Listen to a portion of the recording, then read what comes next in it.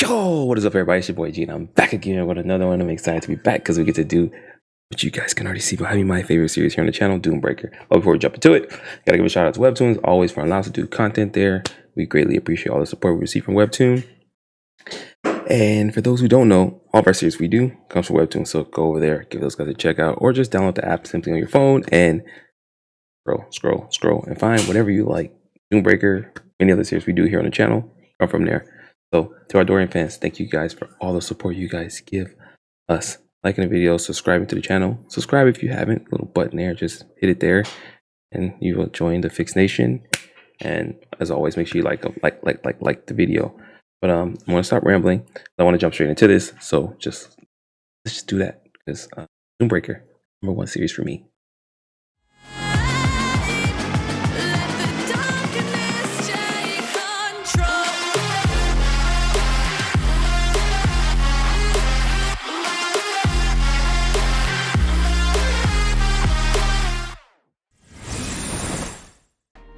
Alright, let's see what we're about to jump into. You know what people are like when they suddenly acquire great power? They want an attractive partner. Or partners, rather. I'll be a trophy that you'll never forget. She's trying her best, dude. For a very brief time, until I escape, that is. This is the only way to gain the upper hand over a powerful adversary who has both a dragon heart and the sword of light.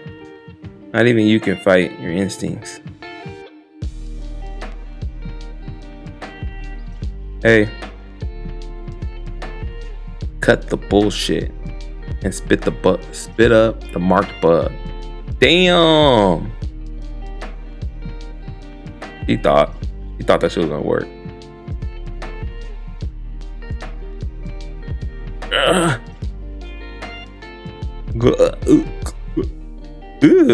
That's the bug coming up.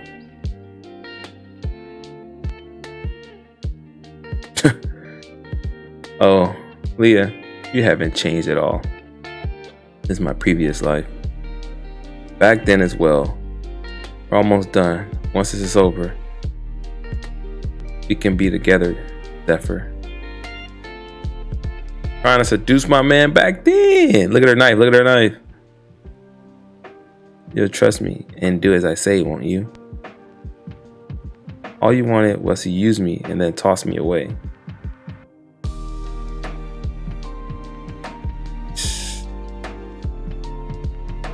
I like nothing more than to kill you right now.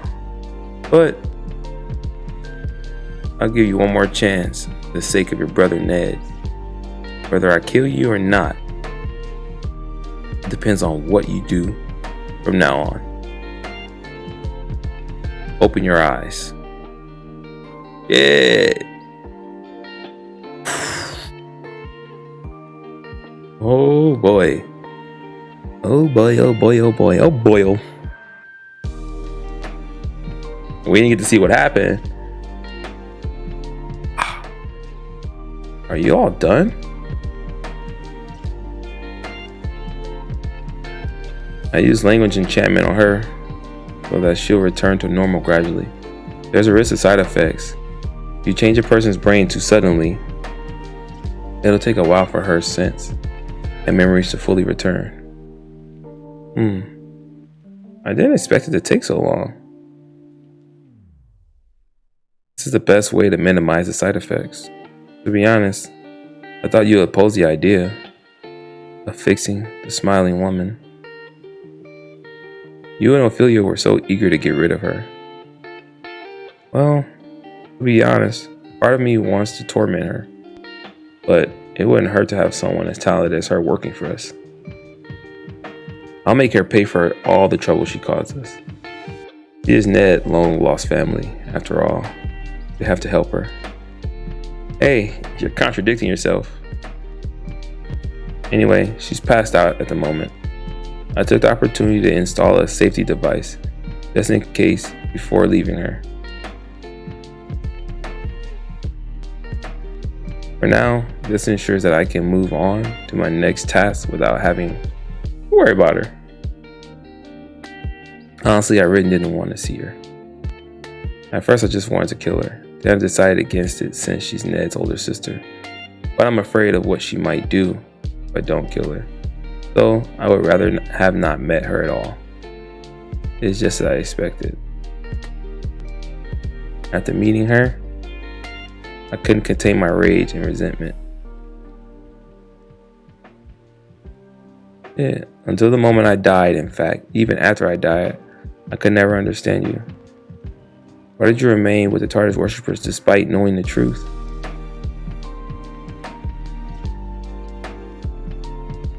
What the hell did I mean to you? No, I can't even ask you that, because that future exists only in my memory. Damn, yeah, it feels for her. Plop.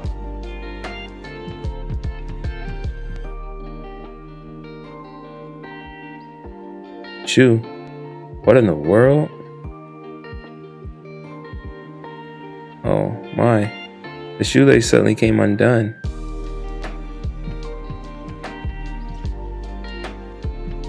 Boom, boom, boom, boom, boom. In my man's heart? There was something almost surreal about the scene. This one looks like it totally snapped too.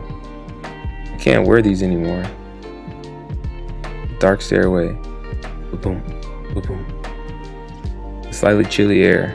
The way her skin almost glowed in the dark.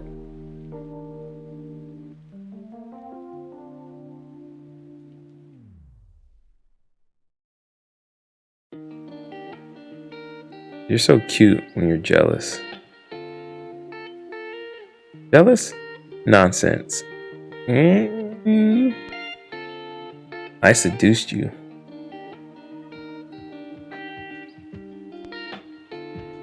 I met a lot of people in my previous life, both good and bad. I was deceived, used, and wounded to the point of dying. As a result, I vowed never to trust anyone again. I thought the whole world was full of lies. That dark world, Tartarus was the only woman who showed me her true colors. Not with the empty lies that blown away in a slight breeze, but with her actions. That's the reason, no matter how many times I have to repeat this life, I would choose you again and again. Altair.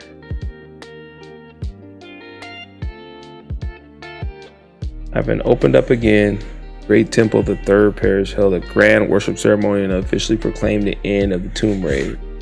Then the banquet that followed, Altair announced the upcoming Ice Dragon raid. The treasure brought back from the years' tomb created anticipation of future profits. And the raid party members, including a dragon slayer, high elves, some of the 10 great warriors, and even the Holy One, provided a sense of reassurance regarding the mission. There was plenty of enticed investors. Everything is going perfectly. We shouldn't have any issue with gathering all the funds we need. Amazing out there. I can't believe a mere socialist like you managed to organize something like this. I'm so proud of you. I offer my compliments as well, Holy One. And above all else, the star of today's event, the guest of honor, Lord Zephyr. Let me take a look at you. The head of the Tartarus worshiper. What's that bastard doing here? Shit's speeding up, boy. That's what he's doing here. It is speeding up. Polaris Albert Cyan, first prince of the kingdom of Cyane, and the youngest cardinal of the Temple of Light. Unlike the second prince, who rarely appears in public due to illness, Polaris has been universally loved for his attractive features and brilliant mind since he was a child. He is also known as Aslan's noble star. That's what the sneaky bastard pretends to be, at least. What's the head of the Tartarus worshippers doing here?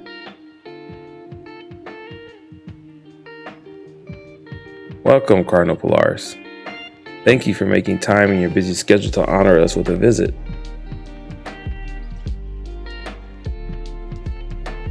I don't know what he's up to, but there's nothing good.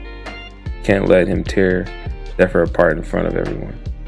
I'm the host here. I have to do something. There's no need to be so worried around me, everyone. I'm merely another priest. If you'd rather not look at me, then how about this?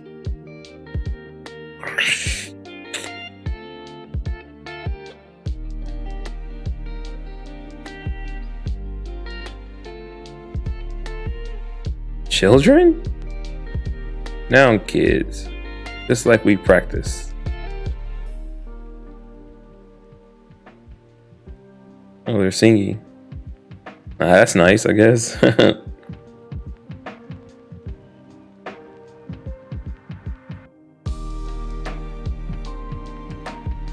What's this now? This boy is a refugee from Danakil.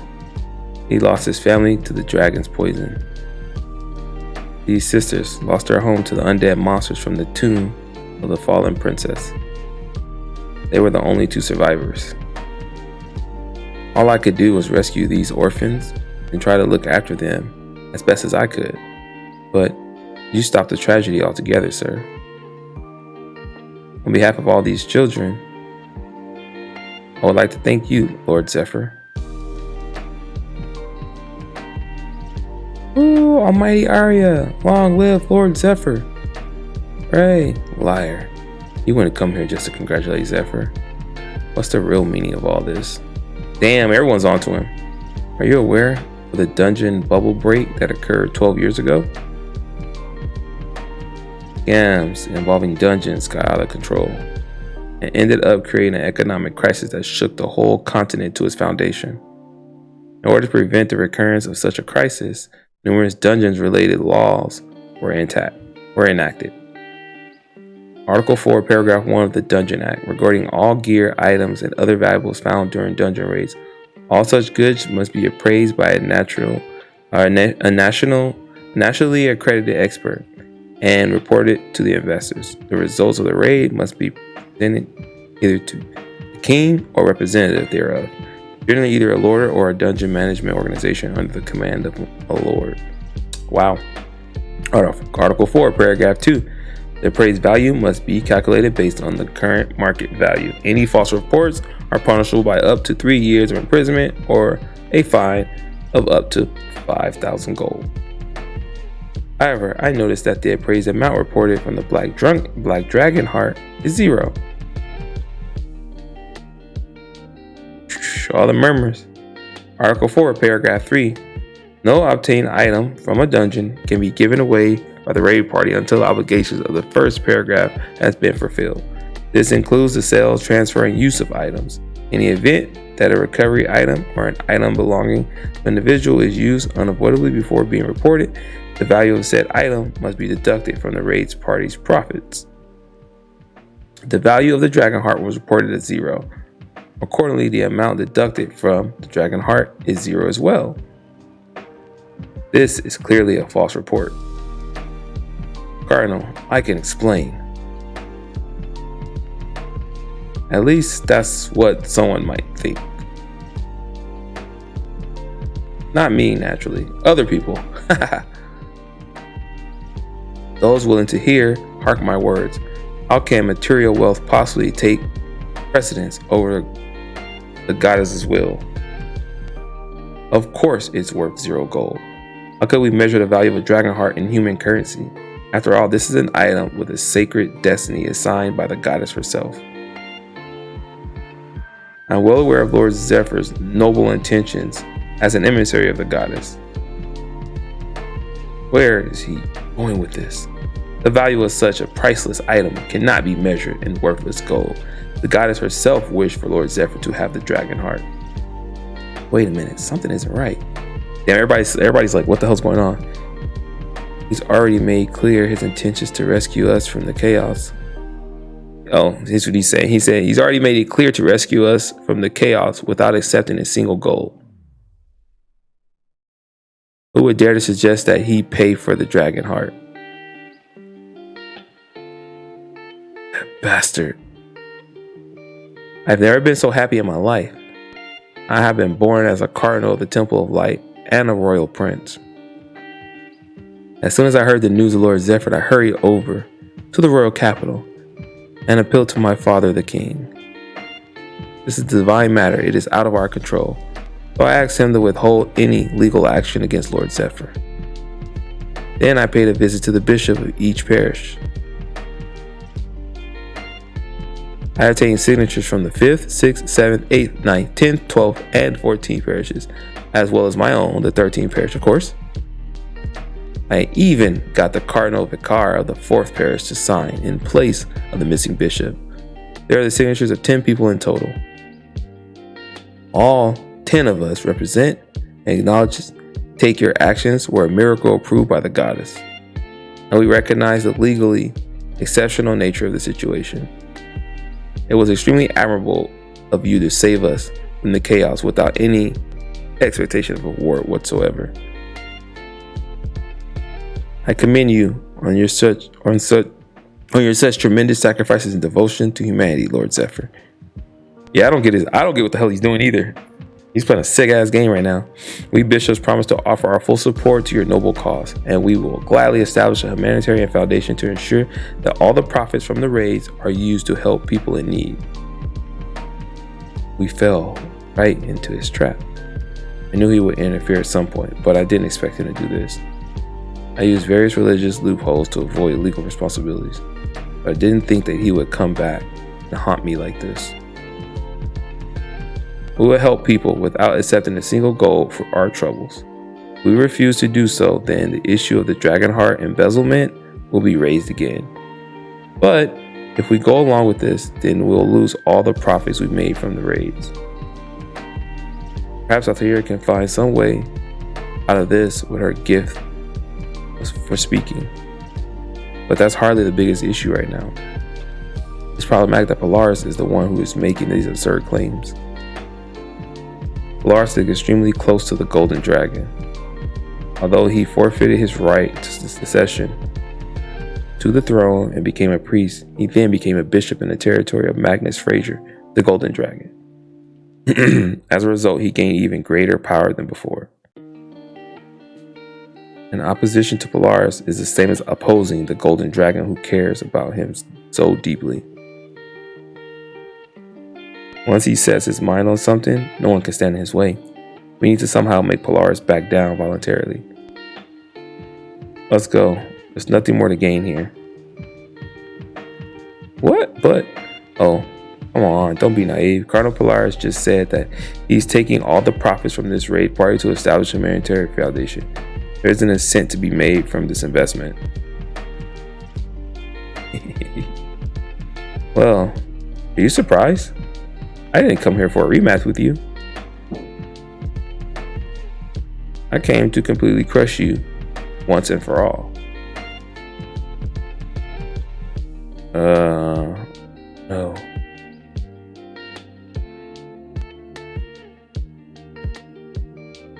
I feel like I'm going to burst out laughing. Is this guy a total fool? Uh-oh, what in the hell is going on? So we're going to do 95 will be our last one. We still have 96, but we'll hold 96 till not next week, but the following week. So we'll have 96, 97, and 98 at that point. So we'll be doing another 3, which we all know we love to do. More is better, right? Last time I checked. A common pattern. Temples, large guards. Let me take this shit off because I don't need to keep this going. Large guilds and nobles use this tactic when they want to crush smaller guilds or individuals. First, they cut off the person's external funding and persuade one to subjugate themselves to their organization. I'll take an application form for supplies and troops. They promised me very generous support, and the conditions aren't bad at all. After the first couple of times, they stopped keeping their promises. You have to speak to the raid planning department, not the budget department. You only handle the actual planning of the raid. They try asking the budget department if you exceed your quarterly budget. You have to wait for the next application period. Your request is still under review. Under review. The matter is still under review. So they give you the runaround pretty much. And what do you get after being jerked around by bureaucratic nonsense for months? Our parish's financial situation has worsened. We can only provide you with the part of the amount that you requested, a fraction of the original amount they promised you.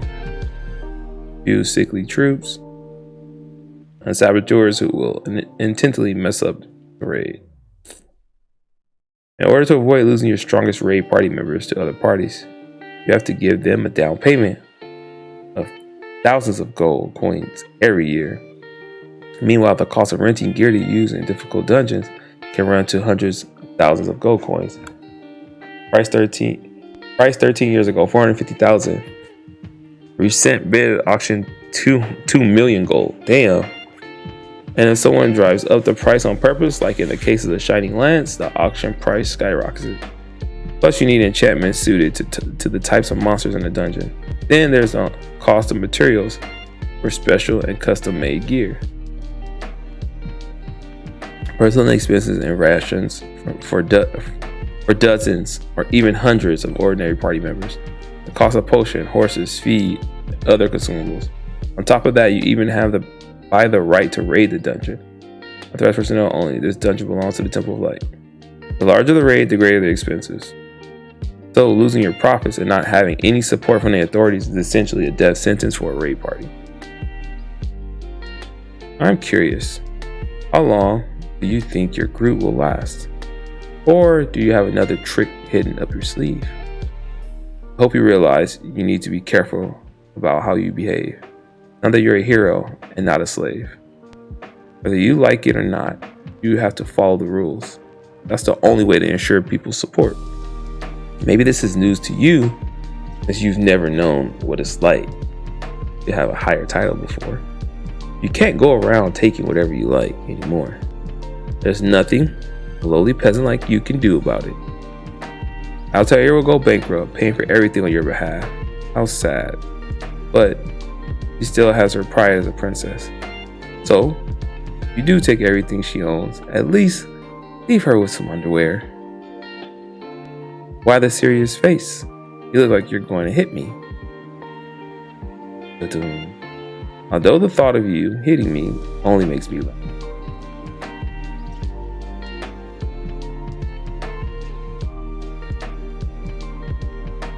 The southern gate will open, and when the bloody sandstorm blows in from the east, it will cover the whole world. This shall be the signal. At such time, the nights of the end times will descend upon the world, bringing plague, famine, war, and death. Those words. When blood flows like a river, evil of all evils shall make its appearance and seize power. You must obtain the 5 stars of the dragons. If you do so, you may stop this calamity. When I obtained the sword of the light, that's what the angel told me. The 5 stars of the dragons refer to the dragon hearts. The goddess herself granted me the dragon hearts along with the sword of light. So I'm afraid I can't give them to anyone else, Cardinal. And another thing, I'm the only one who can decide who may receive the dragon hearts. As long as you keep your word, I will gratefully accept your help. Thank you, Cardinal.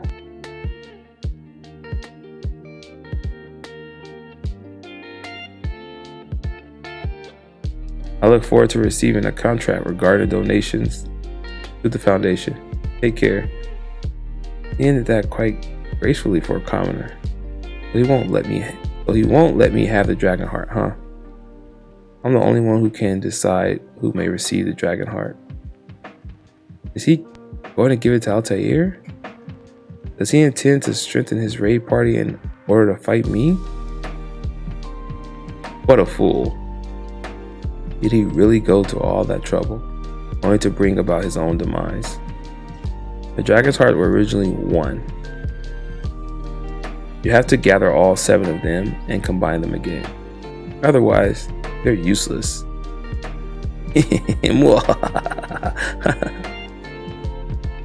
Zephyr knows nothing about the true nature of this world.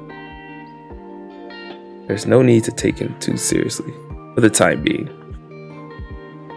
Of course, I do have lots of questions about him. What exactly is his relationship with Altair?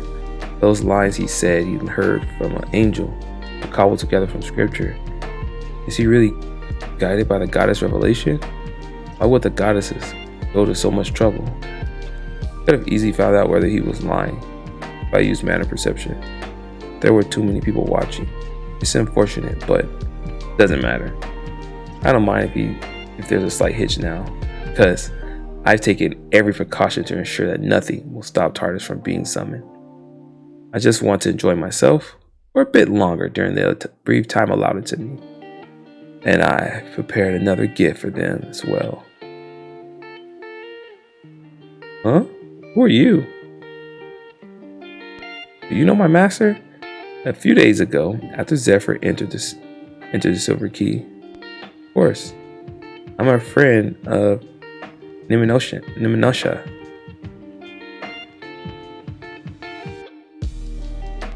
You must really miss her. Oh man, this fucking guy. I know I just pronounced that wrong too, so we're gonna go past that. I think I might know a way for you to see her again. Would you like to hear it?